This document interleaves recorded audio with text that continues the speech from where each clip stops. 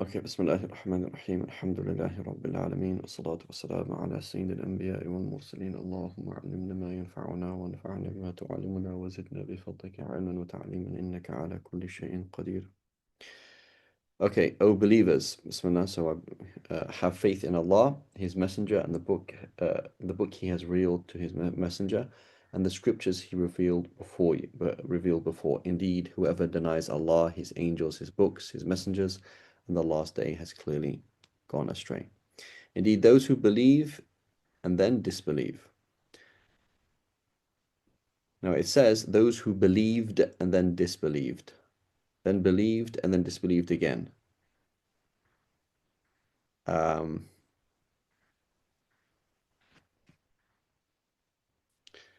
yeah, that's fine. I'll leave it like that. Only increasing in disbelief, Allah will neither forgive them nor guide them to the right way. Give the good news, right? This is what called tahakkum, is like a form of sarcasm, of a painful punishment to hypocrites who choose disbelievers as allies instead of the believers.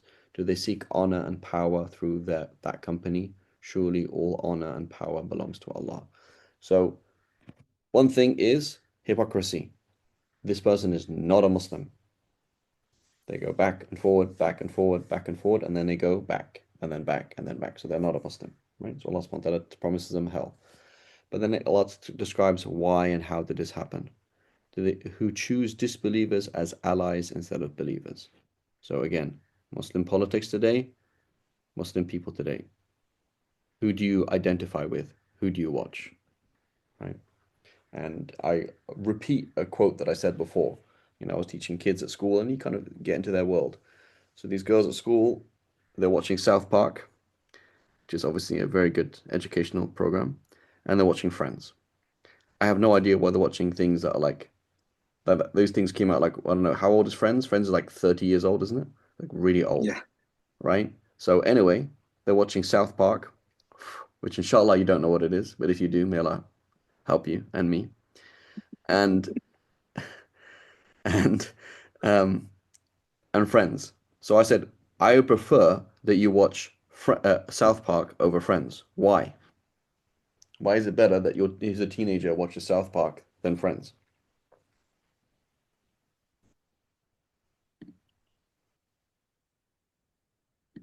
Current events? Is it still happening?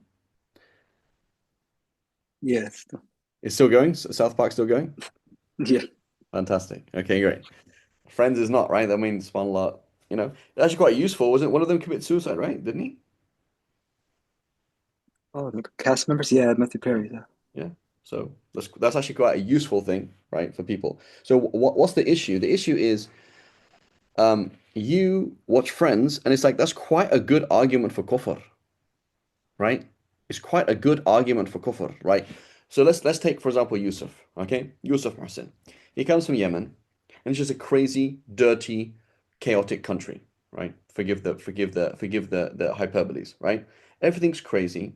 Girls get married off at like 12. There's war going on, and that's really, really bad. And then there's nice friends. Look, nobody's getting forced to get married at 12. Everybody's educated, good looking, funny, handsome. Um, there's no domestic violence. There's no this. It's like a really good picture, right? Like if any kind of drama happens, it's very, very low level, right? It's not a big deal, right? Um, so where do you want to align yourself as a particularly as a girl, right? Like, do you identify yourself as Rachel, or do you identify yourself as like my grandma who got married at like 2 and like lives in this like crazy place where like there's like tons of people and it takes like 18 hours to drive there by car, you know? For a kid, it's a huge fitna. Okay, so let's compare that now, right? Compare that now to South Park. Okay, what I'm gonna do? Continual explicits, right? Cussing left, right, and center all the time, right? You didn't understand any of the benefit of any of the social criticisms whatsoever. That's fine. All you learn is that kuffar do lots of haram stuff. There's a certain time in your life where you're like that's not even cool, right? Like unless you're one of those weird people who are still watching it at the age of 40, okay? It's just like that's just like stupid, right? Like they even tell you that it's stupid. What is it? Terrence and Philip, what is it? The cartoon in it? Like there's a cartoon within the cartoon that tells you how stupid it is, right? So they're mocking you, like you find it funny because they use bad words, right? So therefore you're doing the same thing. So it's like it's not a good argument for kufr. It's not a good argument, right? So it's so here this whole issue about lying. Where do you so many Muslims. It's a huge fitna. Religious Muslims, forget irreligious Muslims. Work is one world, deen is another world, right? I remember this brother. He was a barrister in England, and like his awe and respect for the judge that he worked with in England was like really big. Like he really respected him. He went and attended once a Sharia court, and he's like, "This is kind of silly." Like a Sharia court, like an informal Sharia court in England, like this is kind of silly. Like it's just not thorough. It's just like not doing things properly. So for him, it's a genuine fitna. Like here's the kuffar.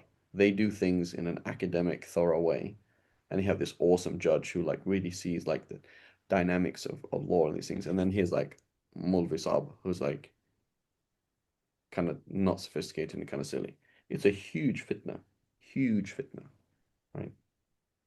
This is recurrent. This fitna. This it comes again and again in the Quran. It comes again and again in the Quran. That's why social media and TV is bad, not because it shows you naked people, not because it talks about violence, but because it sells the argument. You're in Kuwait, but you identify with the person in Hollywood. That's who you want to be. That's your dream, right? That's what it is. So where does the hypocrisy come from? It comes from those who choose disbelievers as allies instead of believers, right? So that's a huge thing. It's a huge fitna. It's not a small fitna. Huge fitna, right? I don't like Mutanabbi. I like Shakespeare, right? I don't like this. I like that. I don't like, right? And then people go to extremes, right? So then it's like, okay, no, I'm totally Eastern, right? Like I have to go walk around with my jambiya. I have to walk around in a kurta. I have to do this, do that, because I have to identify with this, right? And then you find somewhere like in between, like, no, it's not about clothes, not about this, not about that, but it is. At the end of the day, like, who do you love? I love people who love Allah. I don't love people who don't love Allah, actually. I don't actually like that. I don't like people who know the truth and reject the truth, right? I remember like one of my teachers at school, I spent a long time with her, like a long time with her. She taught me for many years. And then I remember this period in my life, like, hang on a minute. She knows the truth and she's rejected the truth. She's not actually a good person, right? She's not actually a good person. That's a key thing to crack, and it's quite difficult because she's a nice person, if you know what I mean, right? The nice kafir is a huge problem, and that's in reality the always the face of the most satanic people, right? Shaitan doesn't come up to you and say, "Hi, I want you to worship an idol." Shaitan comes to you in a nice, respectable, wholesome, flavorsome, tasteful form, right? Let's be pluralistic. Let's be intellectual. Let's be nice. Let's do this. Let's do that. Right? Comes to Sayyidina Adam and says, just eat the apple because you want to live forever. It's not something bad. We're not trying to get you to do something bad. Right? So this is this real fitna. Right? When you look in the mirror, who do you identify with? Who are you? Right? قُلْ يَا أَيُّهَا الْكَافِرُونَ. Right? The surah is super important. لَكُمْ دِينُكُمْ وَلِيَ دِينِ. I'm one person, you're something else. We may wear similar clothes. We may both eat fish and chips. We may both, I don't know, watch the same, support the same Lakers team or whoever team, Chicago Bulls or whatever it is, right? That's fine.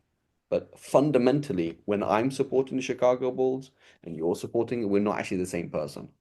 It's actually a totally different experience. What's going on? When I eat and when you eat, we don't eat in the same way. when I'm on time for work and you're on time for work, we don't do it for the same reason. And I don't identify with people who don't work in that system. They don't have the same deen. The way that they process things is not it's not the same. They're not connected. They see the creator and they turn away from the creator. I don't that doesn't I'll work with those people. I'll cooperate with those people. I don't love those people and I don't identify as those people. There's something off, right? Be they Muslims or non-Muslims, right? Kuffar or sinful Muslims, like you're just not we're not on the same page, right? So the believer then has a very, very small circle, right? They choose disbelievers as allies instead of believers. Who are their allies? Who do they team up with? Who do they, right? The Prophet said, لا يأكل طعامك إلا تقي. لا تصاحب إلا مؤمنا ولا يأكل طعامك إلا تقي. Don't hang out with anybody apart from a true believer. And don't break bread. Don't socially eat, right? With anybody who doesn't have taqwa. You can invite anybody to your house. Be nice, whatever, that's great. But who do you want to be with, right? Who do you want to be with? So again, it comes down to what's it called? Sacha, what's his name? Sacha, Ali G, what was his name? Sacha Cohen, what's his name? Sacha Baron Cohen. Yeah. Right. You know what Cohen mean? It's kahin. Kahin in Arabic is a fortune teller. Kahin. So this Hebrew for that's called a priest. When you see Cohen, that's like a proper Jewish name, right? Because the priests were called the kahins, or called fortune tellers, right? Cohen, kahin, right? So, like, do you find him funny? He's like, yeah, the guy's super funny. Okay, there we go. Right? Like that's the thing that makes you happy, right? And Sayyidina Umar, he said, I think it was Sayyidina Umar or Sayyidina Abu Bakr, one of the two. He said, if it wasn't for three things, I would not want to be alive. Sujud, jihad, and the company of people who carefully choose their words as people carefully choose dates. Right? They pick like how like don't just throw words out there. Like, what are you gonna say? When are you gonna speak? How are you gonna speak? What are you gonna say?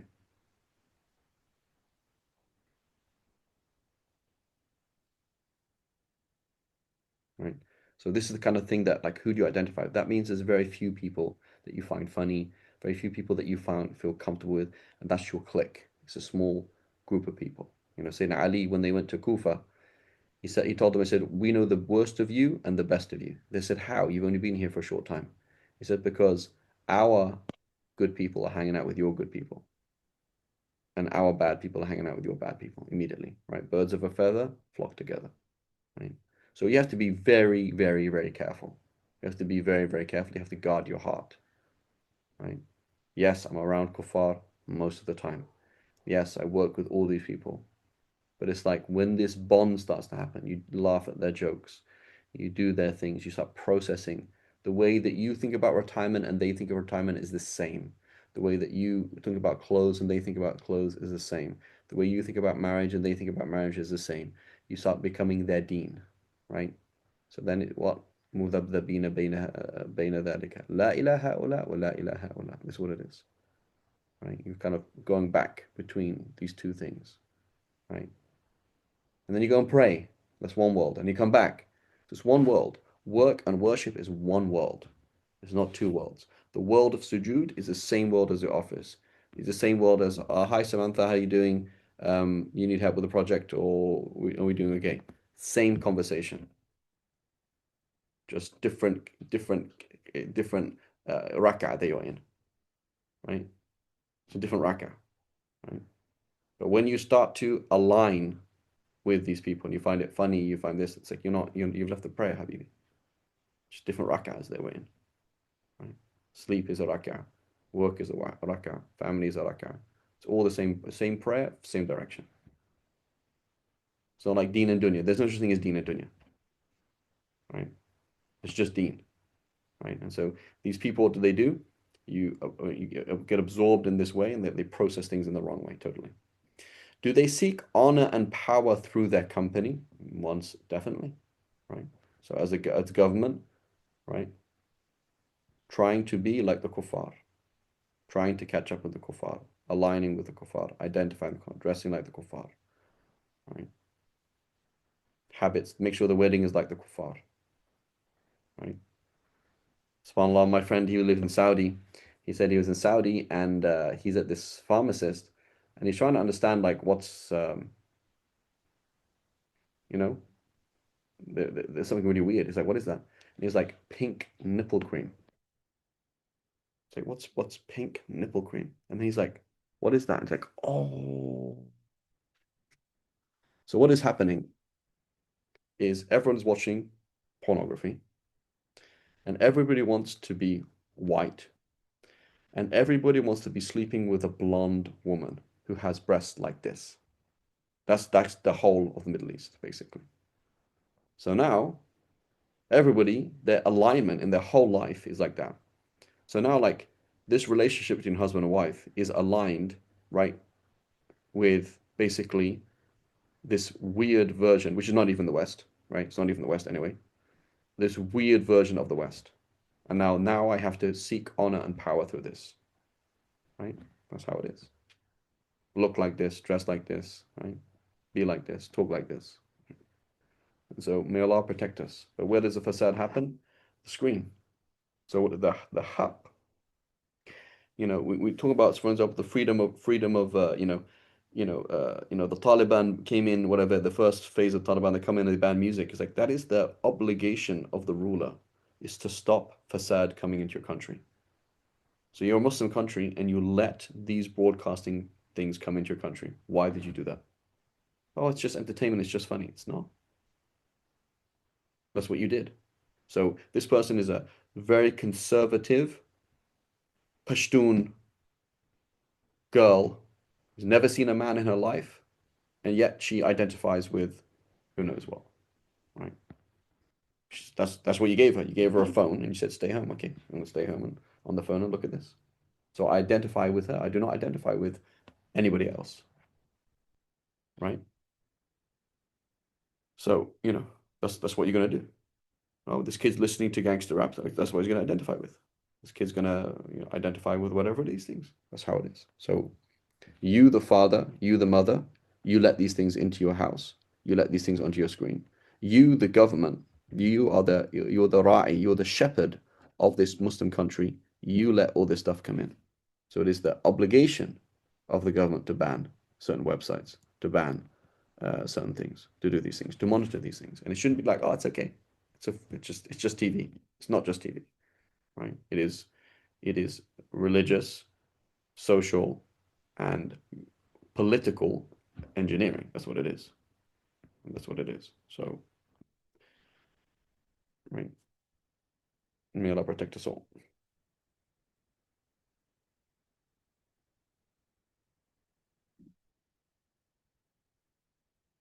So, key practical thing then, I can't control the world. You can control your family.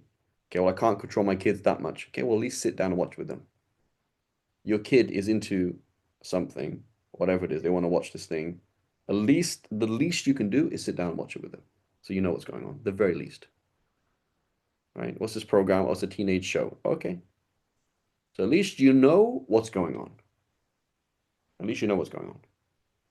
You know? At least you know. As opposed to, oh, khalas, may Allah protect us. I'm not blaming Yemenis, but I work with a lot of Yemenis in the Bay Area. One dad, he's like, kids these days. I'm like, Habibi, your kid these days. What are you talking about? Kids these days. It's your kid. Basically, you have no concept of responsibility whatsoever. No concept. Like it's just like that. It's like these are like you're like it's not even, I wouldn't say rabbits. Like kids to you are like flies, right? You lay the egg and then you just disappear, and then like the maggot grows and whatever, turns into a fly, whatever. Like you have no concept of like it's your kid, right? So yes, we cannot control the whole world. You can control your house to some extent. You can't control everything. Hey, my kid's 14, he already has an iPhone and he already likes this female actress anyway, right? With the girls, she already has formed her sexuality in her head by the age of like 10. She already knows that when she's older, she wants to dress like this, just like that, right? She already knows tons of things, maybe even before 10, right? And so at least you can be aware, like be friends with her, like, okay, let's watch this together, a girls' night, whatever. You watch it with her and what is it and cool and you know. You're at least kind of aware, and then you try and guide things in the right direction to some extent. But if you're not even watching what's happening, then your kids are aligning with the kuffar. It doesn't matter if they've memorized Juz Amma. It doesn't matter if they pray 5 times a day. It doesn't matter anything because that's just outward. Their ambition is to be like the kafir. That's what it is, and you made them do that. May Allah protect us. And he has revealed to you in the book that when you hear Allah's revelations being denied or ridiculed, then do not sit in that company unless you engage in a different topic, or else you will be like them. Thank you very much. 90%, 99% of what comes on the screen, same thing. استخفاف بالدين, استخفاف بالأخلاق, استخفاف بشعائر الله, right? Mocking religion in general, right? So somebody mocking Jesus is mocking like Islam, like South Park, right? Mocking Jesus, whatever it is, right? If you're mocking Jesus, you're mocking Islam. If you're mocking the idea of God, you're mocking Islam, right? If you're mocking whatever, respect to elders, you're mocking Islam, right? So I remember, subhanAllah, watching Simpsons at my grandma's house, and she was like, "You cannot watch The Simpsons." I was like, "What's wrong?" I was like, "I don't know, 7." I was like, "What's wrong with The Simpsons? I don't see what's wrong with it." She was like, "No, you cannot do that." Non-Muslim, right? My grandma, non-Muslim, like, you cannot watch The Simpsons. What's wrong with The Simpsons, right? Like, does it use bad words? Is it like how? But for her, it's like this is shockingly immoral. Like for her, like look at it. Like the whole themes are shocking. I wasn't aware of that at that time. It's like no, it's like the whole thing is off. So again, 99% of what you're watching is this is really bad, right? This is really, really bad. So again, you're sitting down with your kids and they watch something and Dad, you're always saying stuff like that. Pause it. Okay, the whole TV thing is okay, but that's not acceptable. You cannot do that. You cannot do that. That is disrespectful. You cannot be disrespectful to your parents. Pause it. Make that point. Fast forward, right?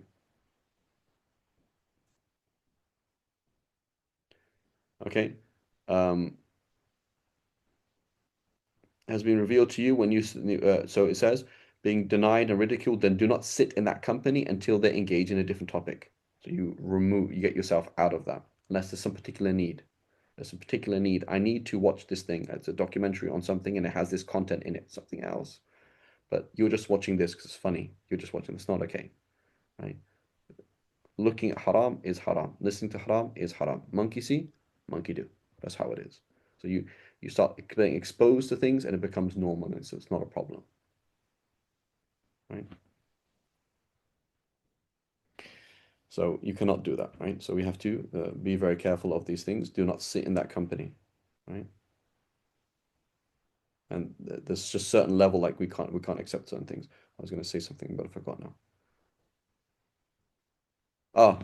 Ah, personal experience, right? So being English, we, I always notice that British people and Californians, maybe other people as well, are big fans of Monty Python. Is that true? Anybody here from not from California that likes Monty Python? Aman, are you a Monty Python fan? Yusuf?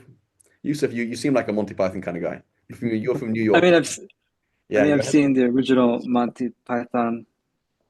Yeah, I've Yes, seen some of no. their stuff, but So like I'm not a big usually fan. I was in Jordan. It's like the how do you find out? Like basically it was like Californians because they're like irreligious like us in England, Australians, and then but then other parts of America is like it's not that funny because it's just yeah, this is not that funny really.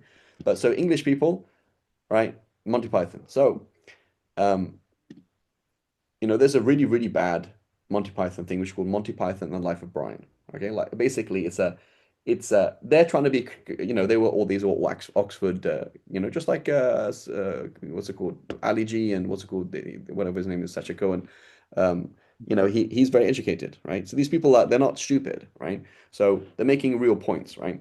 So but what they do is they make real creative points in a totally inappropriate way, right? So that's totally haram. So anyway, being English, I grew up with Monty Python. So there's this really good scene in Monty Python Life of Brian. So it's basically a spoof of the life of Sayyidina Isa alayhi salam. And they're not saying we're not mocking Jesus. We're just trying to say like they're making these parallels and these kind of things. Um, there's a really good scene for me as an Arabic teacher. right? Where Brian, who is this, he's basically at the time of Sayyidina Isa and this kind of like time of rebellion against the Romans, right? So Sayyidina Isa was a political, what's it called? Leading a political uprising. And so he goes and he writes, he's part of this, Jewish Judeans People's Front, whatever it is. And he's supposed to be told, go and write, Romans go home, because Romans have taken over Judea and the Jews are being controlled by the Romans, right? And so they're doing jihad basically against the Romans. So he's told, go and write like 100 times, Romans go home. So the scene is like this, right? Again, the funny thing is these people again grew up in they're Oxford students. They probably all went to like prep school and things like that, where they actually did Latin and they hated Latin. So it's kind of actually kind of like almost like a catharsis, like going through the process of dealing with the trauma of learning Latin and all the complex things in Latin. So anyway, the scene is like this. There's this guy who's supposed to be this Jewish rebel writing Romans go home in Latin on the wall. And then this Roman centurion turns up, John Cleese, and taps him on the back and says, "Hey, what's this?" And he's like, "Oh my God, I got caught." And he's like, "Romans go home." He says, "Yeah, yeah, I'm telling you guys to go home." He says, "It doesn't say that. It says people who are called Romans, they go home." So what he does then, he's kind of like torturing him and going through all the grammar and saying it should say Romans in the vocative and not in the nominative, go home as an imperative and not in the indicative. And so he's going through it, and then he's like tries to conjugate it and all these things. So then, as a punishment, as you might have done at prep school, is he now has to write this all out. Okay, and then in the morning when he just about finishes, some other Roman legions come, or rather Roman soldiers come along and arrest him for doing it. So that's the funny thing. So for me as an Arabic teacher, it's really, really good because I talk about ending of words, right? And so I was like, oh yeah, I remember that scene from Life of Brian. Like, I'll use that, right? Now, there's basically nothing rude in it whatsoever. The final word is a bit rude. You can cut that out, but otherwise, it's a really funny, good scene. And I thought, you know what? I might have my kids I have my kids do acting. I might have my kids act it out as well. I think it's quite funny, right? And then I was like, you know what? This verse. It has been revealed to you in the book that when you hear Allah's revelations being denied or ridiculed, like if Sayyidina Isa came today and he said, Farid, you took a scene. You took a scene. The scene had nothing to do with mocking religion, but you took a scene from a film which mocks religion, Sayyidina Isa himself, Sayyidina Maryam, in a very, very bad way. Like, where are you, Habibi? Where's your alignment? So I had actually, I'd actually prepared, I was actually preparing. I was like, you know what, I want to do this with my kids. It'd be quite funny. And I had prepared the script and everything, and I had got it from there. And I was like, you know what, delete the whole thing. I don't want that in my computer whatsoever. I do not want to meet Allah and have any connection to that thing whatsoever. Right? This is what we mean. Right? It is not just alignment, but it's actually like, I mean, it's not a big sacrifice. It wasn't my job. But it's like, oh, but this is cool. This is funny. Like, Habibi, where are you? Where's your alignment? Right? Do you want to be seen in that place? Do you want to be seen looking at that thing? Do you want to be seen of these things, right? So, may Allah forgive us, right? And give us wisdom and ghayrat for the deen, right? It's like you have some kind of jealousy, protective jealousy for these things. Like, no, what? That's all wrong, right? I mean, Same thing, Mr. Bean mocks Judgment Day, yeah. Mr. Bean. Mr. Bean, by the way. Okay, I'll pause the recording. So this is the fitna being English, right? Doesn't matter if you're culture or not. It's like La ilaha illallah Muhammad Rasulullah. What does that mean? It means you have one goal, one dream, one ambition, one way. Simple as that. Everything else can go to hell, right? That's the key thing. Like you like your own fish and chips, that's fine. You like your roti, that's fine. You like your whatever it is. There's some things about your own culture you can keep, but that doesn't mean your culture is not above the Sharia, right? Khair. So do not sit in that company unless they engage in a different topic. So in riba, you're sitting there, everyone's making riba. It stops, then you stay. If it doesn't stop, you leave, right? You're in a place, everyone's listening to music, it stops, you stay. It doesn't stop, you leave, right? There's mixing happening, flirting happening, right? You'll be in the situation where you're not flirting, but they're flirting. It's like, I'm out of here, sorry. So one of my shuyukh, for example, he's like, I don't go to any weddings. Like, I just don't. Like, I always get invited. I just, what's the point? Like, there's no point, right? Alhamdulillah, you find certain places, like I heard in many Yemeni cultures, for example, like they actually have two different buildings. So it's like, even if the women turn up decked out, no one's going to see them. It's like the women Yeah. are on one side, men are a totally different place, right? Sometimes lines get crossed in different ways, but like, there's things like I don't want to be in a situation. So it's not just I'm not doing the haram, but the haram is happening around me. I'm leaving, right? I'm not going to be in this situation.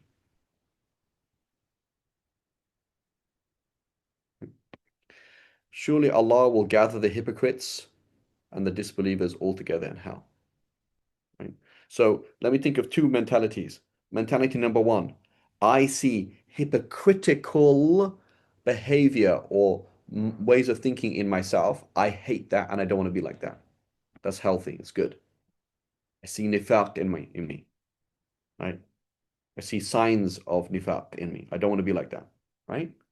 As opposed to, oh, hang on a minute. 2 years ago, I was at a wedding and the guy next to me was flirting with the girl behind me, and I stayed there. I left Islam. I'm not a Muslim. That's called extremism, Habibi, right? So this is what there's a two things. One is on a spiritual level. You identify on a spiritual level that you have levels of kufr and levels of hypocrisy and levels of nifaq in you, and it's like this is not real Islam. Like I'm not a real Muslim. That's fine on a spiritual level, 100%, right? You don't have ihsan, 100%. But I'm not a believer aslan. I'm not a believer to begin with. And all these people are kuffar. And anybody who has ever seen MTV is a kafir. And anybody who even knows who this person is a kafir. And if you watched this football game and you liked it, if you cheered while the football game was going, you're a kafir.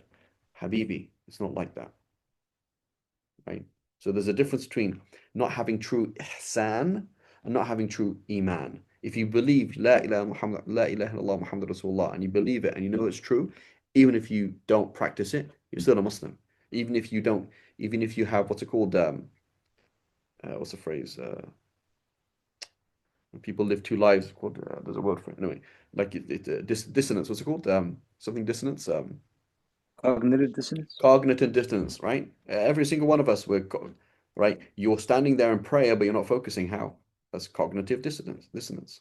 It's not making sense, right? You said Allahu Akbar, but then suddenly something else became a priority. How is that possible?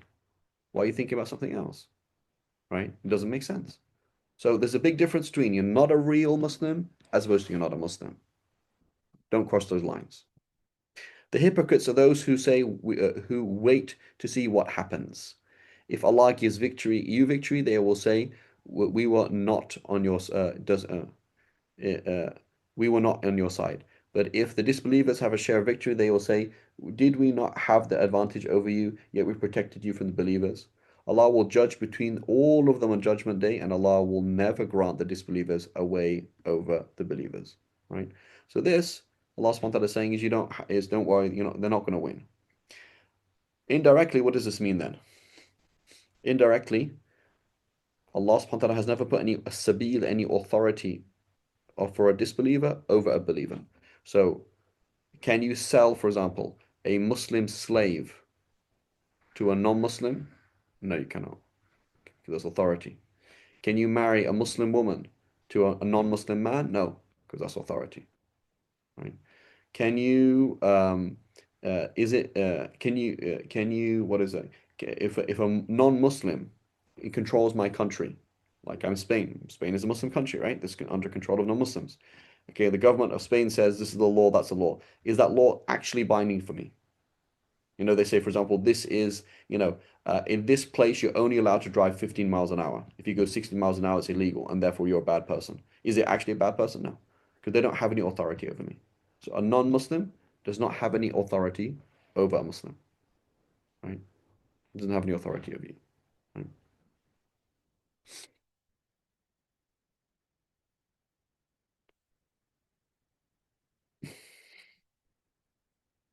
Okay. Did I, did I skip the, yeah. Surely hypocrites will seek to deceive Allah, but He outwits them. And when they stand up for prayer, they do so half-heartedly, only to be seen by people, hardly remembering Allah at all. Right? Hang on a minute, that's me. Like I only pray like when people remind me, right? And I guess if nobody was there, I probably wouldn't pray. And when I pray, it's half-hearted. And when I pray, I'm hardly remembering Allah. That means I'm a munafiq. Oh, if I'm a munafiq, that means I'm a kafir. Woo! Let's go and drink some alcohol. Wrong, Habibi. Again, the difference is on an Iman level, do you believe la ilaha illallah Muhammad Rasulullah? Yes or no? Yes, 100%. I'm a Muslim. Okay. Are you keeping to your own values? No. Okay.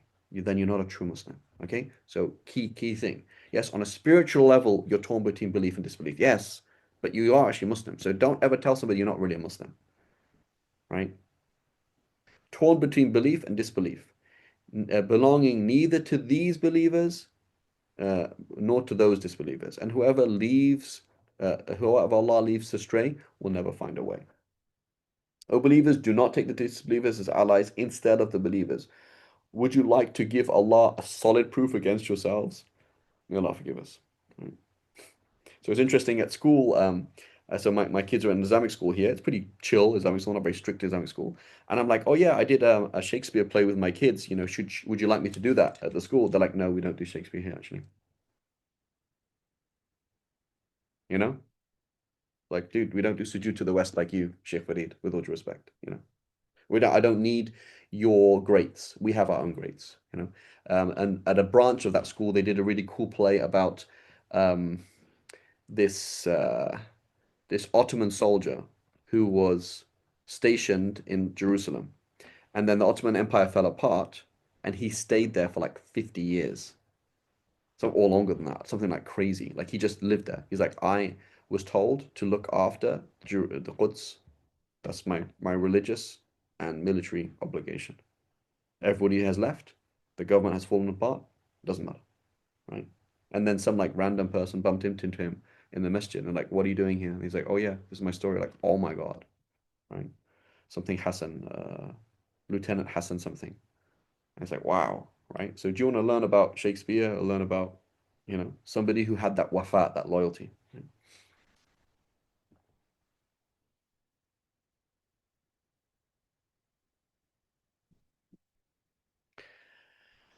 Okay, so surely the hypocrites will be in the lowest depths of the fire. Go ahead, Yusuf, you want to say something? No, that was accident. Okay, no worries. Strike two. I'm joking. Surely the hypocrites will be in the lowest depths of the fire, and you will never find for them any helper, except those who repent and mend their ways, and hold fast to Allah, and are sincere in their devotion to Allah. They will be with the believers, and Allah will grant the believers a great reward. Why should Allah punish you if you are grateful and faithful? Allah is ever appreciative of the small things that you do. So Habib Omar was asked this question. There was I think he was giving a talk here in KL, in Kuala Lumpur, or in Singapore. I can't remember what it was. So basically, he's giving this talk, and this guy stands up and says, I'm here to represent the LGBTQ plus Muslim community. We really like you, we really like your talks, and we really thank you for inviting us. And we just wanted to, get some advice from you because sometimes, we fall short and, so Habib Ahmad, he said something very quick, like, I can't remember what he said right in the beginning. He's like, there's a reason, obviously, you're representing the LGBTQ plus community, obviously, of Muslims. You obviously have a problem there. But then he made a really important point. He said every single person has a rope between them and Allah. You might have many ropes. You might have a few. You might have one. You know, your only rope to Allah is that you have a mushaf in your house. That's it. That's it. You don't pray. You don't fast.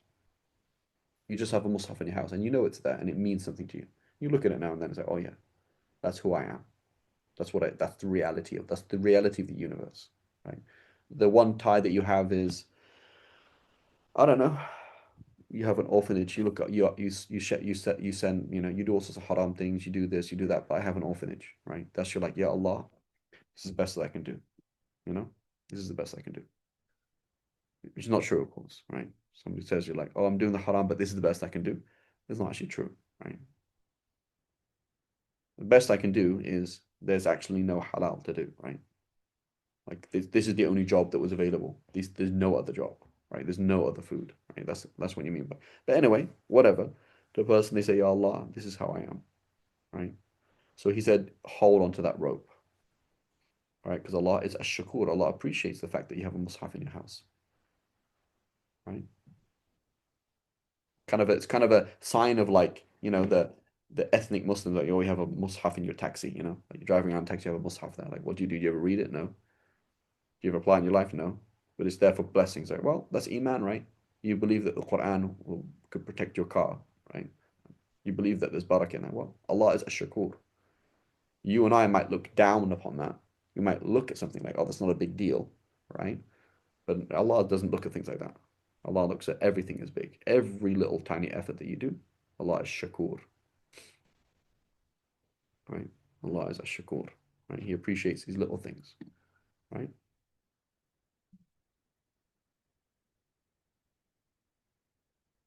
Yeah. Jazakum khair. You eventually opened it, right? ومن أدام, was it some woman ومن أدام قرع الباب يوشك أن يفتح له, right? Whoever keeps knocking, one day the door will be opened, right? So you're doing this haram, keep making tawbah. Just at least keep making tawbah, right? At least stop knocking on the door of tawbah, right? Uh, you know, there was this man that was sitting in a masjid and he was saying Allah, Allah, Allah. And somebody came up to him and says, are you one of these awliya? Like, do you know Allah? He says, no. But who else am I supposed to ask? Like, I'm going to do something at least, let me do something, right? So Allah is appreciative of every single thing that we do, right? The Prophet said, لا تحقرن من المعروف شيئا. Don't look down on any good deed, right? But also don't look down at any bad deed, right? Whenever you look at a sin as insignificant, that's when it's big, right? Not a big deal. I didn't, it's not a big deal what I did. That's that's Okay. that's a problem. So whenever you look at, don't look down upon any good deed, and don't deem insignificant any sin, right? You don't know what will save you, and you don't know what will damn you, right? May Allah protect us. Allah is appreciative, ash-shakur al-alim. Allah does not like negative thoughts to be voiced, except by those who have been wronged. Allah is all hearing and all knowing, right? So riba and these kind of things, you don't do that unless you've been wronged. You need to realize something, in which case you bring it up to the people. Hey, Yusuf, so-and-so did this to me. Farida, you asking me to solve it for you? No, I'm just sharing my situation. That's called riba, habibi. Can't do that. So you share, so-and-so wronged me, you share that with the judge. And the judge will say, that's actually an invalid case that you're raising against him. Okay, why is it an invalid case? Because you're supposed to say, he wronged me, and I want you to do this, right? So be clear and effective in your saying bad things about other people, right? Otherwise, avoid their name, avoid the details. My life's very hard, Yusuf. Just very, very difficult. What's wrong, Farid? Just make dua for me, Habibi. Please just make dua, right? So, and then share who's wronging me or what's happened, right? You can express your feelings, right, to somebody. Say, please, I just need your dua, bro, right? Like, it's crazy what's happening to me right now. Okay. Otherwise, like, what now you feel like, oh, I want to voice it. So then I start telling him, my manager, he did this. I was like, why are you telling me? Right? Imam Waqi' said this, the teacher of Imam Shafi said, somebody who complains, one khalq, one makhluq, one creature, complaining to another creature, is like you have muck on one hand, you put it on the other hand. What's the point? What's Yusuf going to do? Now, if I'm using Yusuf as a means to solve the problem, great. Like, I actually need advice. I need legal advice. I need practical advice, right? I need this thing. But what do people do? Is they bond by sharing negative things. They feel like it's good. It makes you feel good. Like, I feel closer to Yusuf when I've told him everything bad that happened in my life and all the people who did bad stuff to me. I feel closer to him, right? We feel close, right? It's a good way of bonding. It's also a good way of doing haram, right? So making riba about other people, right?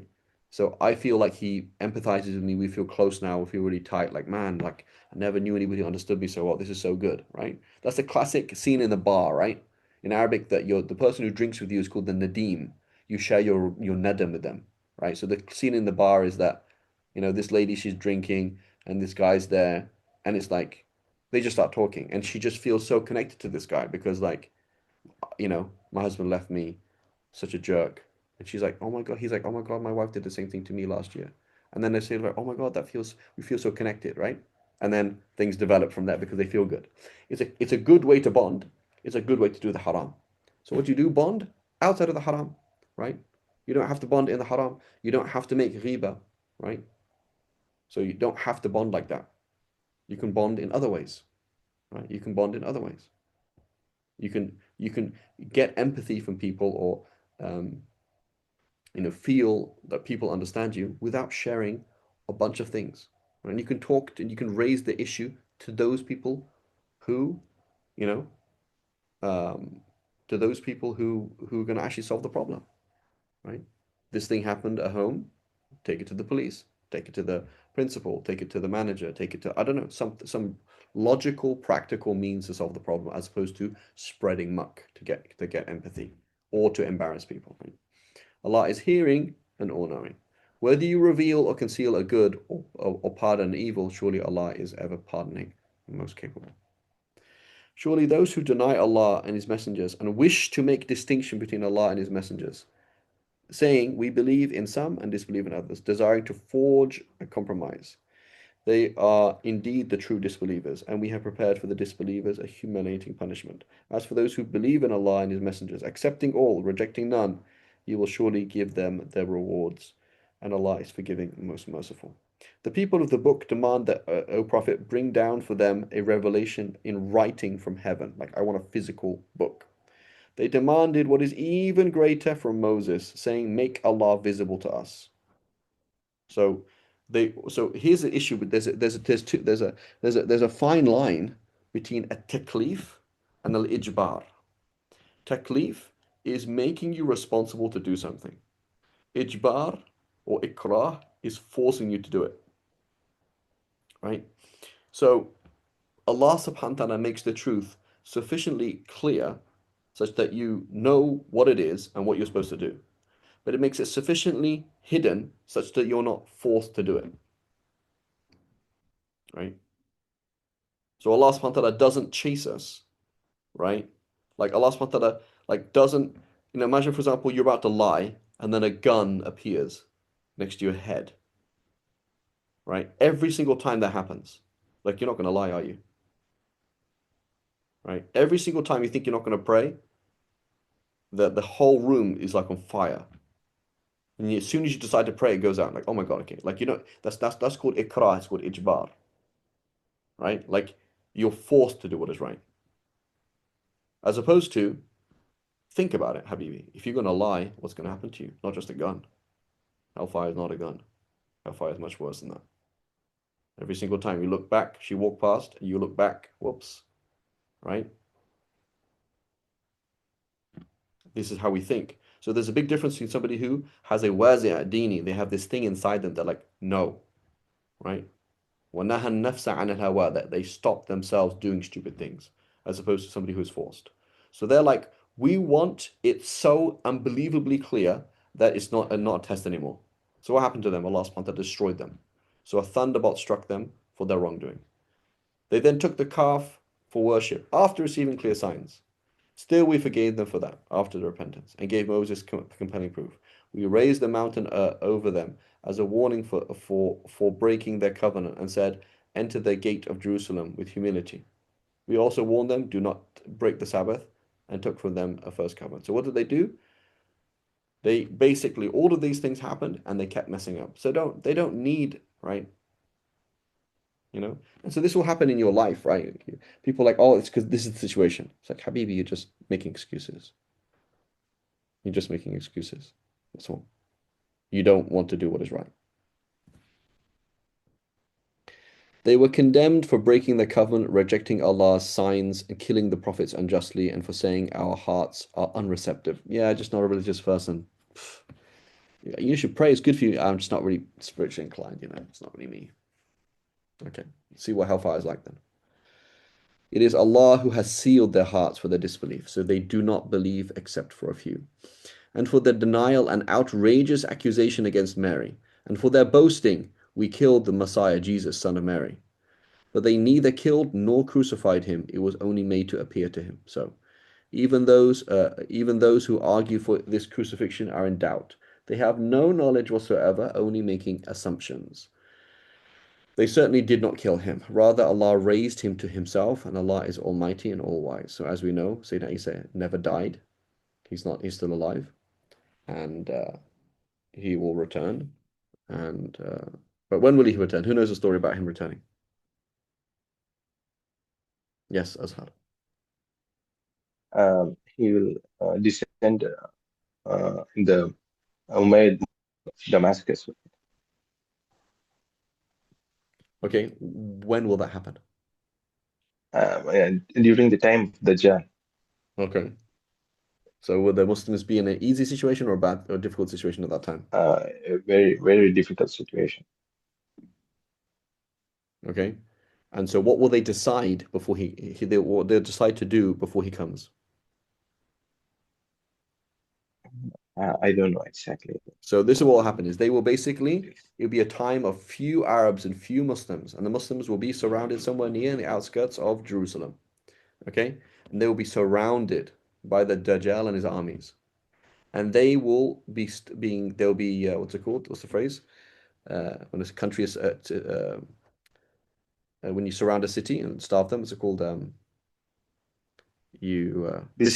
besieged, right? They'll be besieged. Okay, so then it will get so difficult. So they'll say, listen, we have two options: either we die here, or we go and fight and die. So what's the point?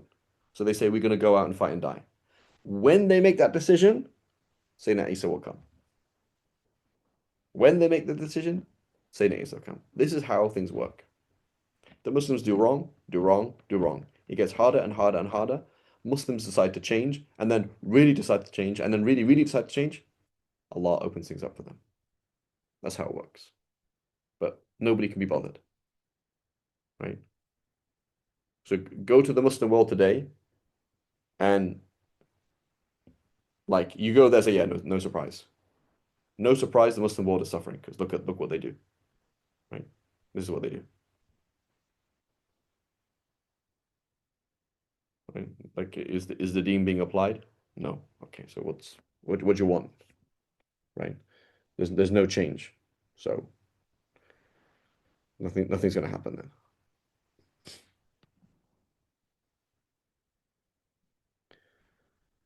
then.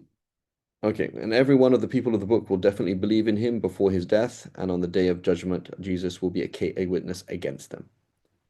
Inshallah, I'll write something about this, inshallah. Okay. Consequences of disbelief. We forbade the Jews certain foods that had been lawful to them for their wrongdoing, and their hindering from the way of Allah, taking interest despite its prohibition, and consuming people's wealth unjustly. We have prepared for the disbelievers among them a painful punishment. But those of them well grounded in knowledge, the faithful who believe in what has been revealed to you. So, Jews, we believe it. A Jew and a Christian who is Muslim is saved. A Jew and a Christian who does not accept Islam is not saved. And was revealed before you, especially those who establish a prayer, those who pay alms tax and believe in Allah on the last day. To these people we will grant a great reward. Indeed, we have sent revelation to you, O Prophet, as we have sent to Nuh, to Noah, and the prophets after him. We also sent revelation to Abraham, Ishmael, Isaac, Jacob, and his descendants, as well as Jesus, Job, Ayub, Jonah, Aaron, and Solomon. And to David we gave the Psalms. There are messengers whose stories we have told you, and others we have not. And to Moses we spoke directly. So on the issue of seeing Allah, Ahl Sunnah, our position is that we will physically see Allah even though He's not physically an object. We will physically see Allah even though He's not physically an object. How? A miracle, right? So the Mu'tazila, they say you won't see Allah because Allah is not an object. The Mushabbiha, the anthropomorphists, they'll say you will see Allah because he's an object. We say Allah's not an object. He does not have a height, width, depth. He's not in a particular direction. He's not an object. But we will see him, and Allah subhanahu wa ta'ala will just make that happen as a miracle. That's the position of Ahl Sunnah. Here, the Ahl Sunnah, they debate on this issue. وَكَلَّمَ اللَّهُ مُوسَى تَكْلِيمًا. What happened here? Right? What happened to كَلَّمَ اللَّهُ مُوسَى تَكْلِيمًا? Did Allah, when Allah spoke directly to Moses, what does that mean? Some scholars, they say Allah created a sound that Sayyidina Musa heard. So Sayyidina Musa did not hear Allah's speech, because Allah's speech is not a sound. Okay, that's one position. Another position, also within Ahl Sunnah, is no, just like the believers will be made to see Allah with their physical eyes, even though He's not a physical object. Similarly, Sayyidina Musa was made to hear Allah, right? Was made to hear Allah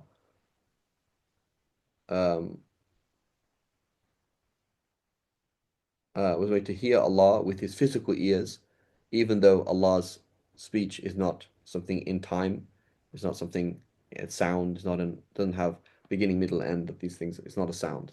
It's not sound waves. So that's a debate.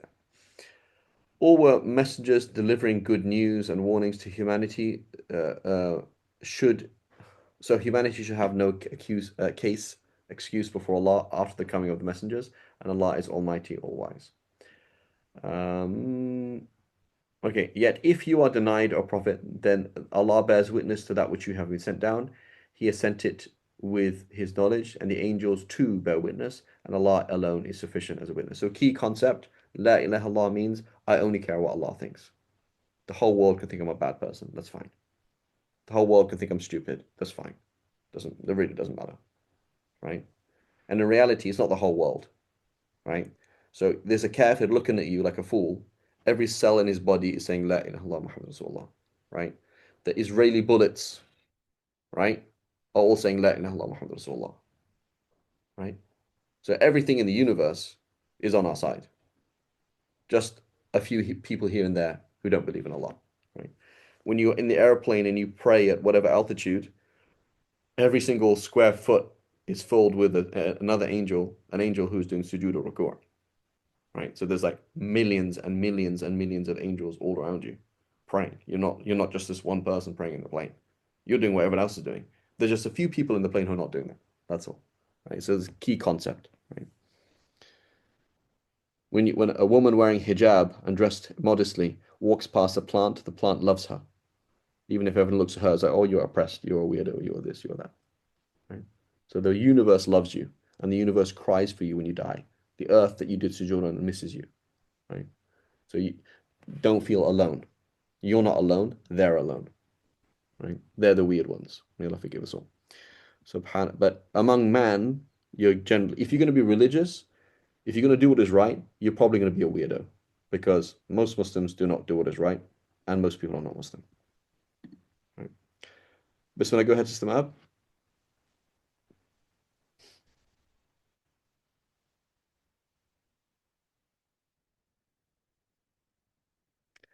Yes and no. Half the time, no. So there's this concept that's called impoverished medium, right? Impoverished medium, right? So, let's say, for example, let's look at eterol, right? Is it good? Is it bad? It's like, yeah, it's good for some people. It's good for many people, Is it really good? No, it's not. Is it like actually good? No, it's not good. But is it good for many people? Yeah, it's very good for many people, right? So the Omar series, right? Lots of people watched it, benefited a lot. Fantastic. Alhamdulillah Rabbil Alameen. Great. I'm sure. But is it actually good? No, it's not. Right? It's like Shakespeare. Shakespeare, why is it not good? Because it's TV. Like it's an impoverished medium. It's like a dumb way of communicating. It's not a high way of communicating information. So the way the Prophet taught was short, a small amount of teaching, a lot of acting, a lot of doing. So imagine, for example, my kid wants to be entertained. My kid doesn't want to do anything. He wants to be entertained. So he sits there watching Amar. Okay, great. But that's not deen. Deen is small amount of ilm, a lot of amal. So when you say it's good, like that's not good. Is it better? Is it good? Is it useful for many people? Yeah, it's useful for many people. Fantastic. Right? Yeah. And who are you depending who you are, right? You became Muslim because of Etorol. Fantastic. Right? For me, I'm like, am I supposed to be looking at these good-looking women? Is that supposed to happen? Like I watched like the first like 15 minutes of the first episode of Etorol. I'm like, yeah, I respect my heterosexuality. I can't really watch this kind of, you know, like, you know, I'm not homosexual, I hope, right?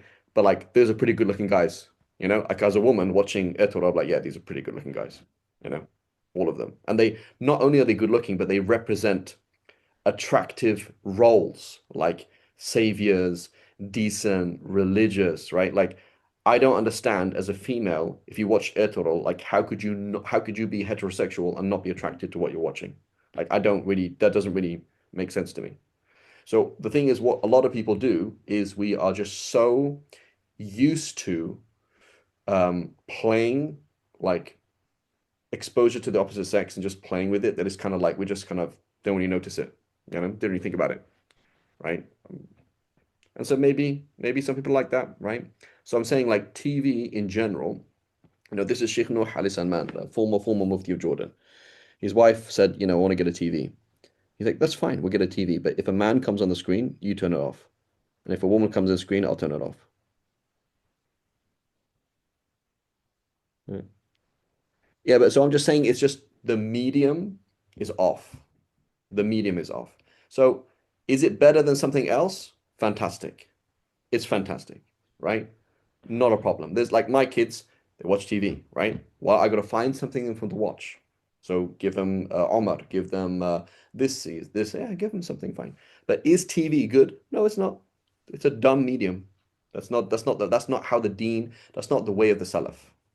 The Salaf would look at the TV and be like, that's not how we used to do things. You guys are weird.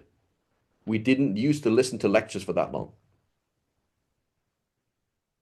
Like you don't sit there and get entertained for that long. Like, entertainment period is off. You know, there was one of the Salaf, he was asked by his daughter, she said, can I go and play? He didn't want to say anything. He's like, why didn't you respond? He said, I don't want to tell my daughter yes and have that written on my account that I told my daughter to play. You know what I'm saying? But that's like hardcore, right? That's the way of the Salaf. So that's good. We're lame, okay? We're lame and we're on this level. So anything that is not super haram is good, right? Anything that's better than, I don't know, South Park and Friends and the normal TV is good, right? Alhamdulillah. You benefited, there's inshallah more good than harm. Inshallah, right? Does that make sense? So it's like, what is your goal? What are you trying to do? If you're a 120%er, you do not need a TV. Get the TV out of your house and put image block on your phone and put image block on your screen. That's if you want to be the darajat muttaqin, that's what you should do. But if you are a mother of teenagers, boys trying to find something for them, father of teen girls who like I want to do some kind of fun, I'm just trying to find myself in the deen. Alhamdulillah, find yourself in the deen, right? But alhamdulillah, Rabbil Alameen, my teachers told me no TV. That was it. Like, no TV. I haven't had a TV in my house for the last 24 years or something. Right?